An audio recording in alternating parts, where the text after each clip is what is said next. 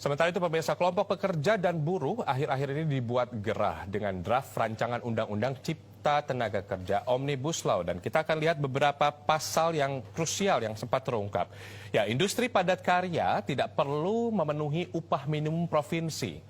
Lalu, cuti berbayar untuk pekerja dihapus dengan adanya Omnibus Law. Tadinya, pekerja berhak untuk mendapatkan cuti khusus untuk menikah 3 hari dan menghitankan atau menikahkan anak 2 hari, kemudian istri cuti melahirkan atau keguguran, dan cuti anggota keluarga meninggal selama 2 hari.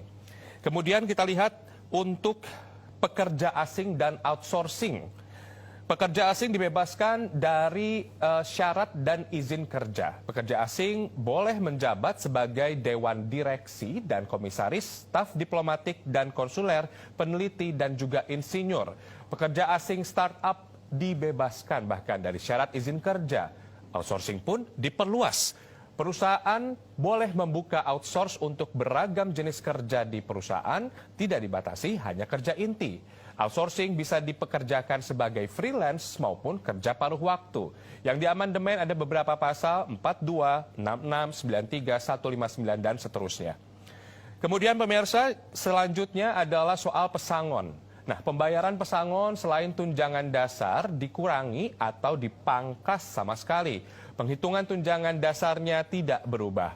Penghitungan pembayaran pesangon, kemudian uang penghargaan masa kerja dan uang penggantian hak seperti cuti tahunan yang belum diambil, biaya ongkos pulang, penggantian perumahan, pengobatan, tadinya dibedakan berdasarkan alasan PHK-nya. Nah, dengan Omnibus Law semuanya dihapus. Pemberi kerja hanya perlu memberikan pesangon dan UPMK. Selanjutnya kita lihat pemirsa soal PHK. Nah, hak pekerja untuk mengajukan gugatan jika di PHK sepihak dihapus. Gantinya ditambahkan asuransi untuk pekerja yang di PHK dan dikelola BPJS selama pekerja membayar premi BPJS-nya. Hak pekerjanya di PHK untuk mendapat upah senilai 8 bulan jika bekerja 21 tahun dan upah 10 bulan bila bekerja 24 tahun dihapus. Gantinya akan ada uang pemanis. Bonus senilai upah 1 bulan bila di PHK kerja kurang dari 3 tahun, senilai 2 bulan. Kemudian bila bekerja 3-6 tahun senilai 3 bulan dan bila kerja 6-9 tahun senilai 4 bulan.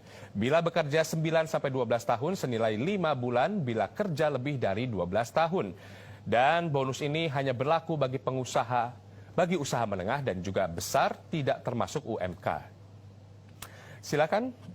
Kita akan melihat bagaimana apakah Omnibus Law ini akan disahkan oleh pemerintah atau tidak.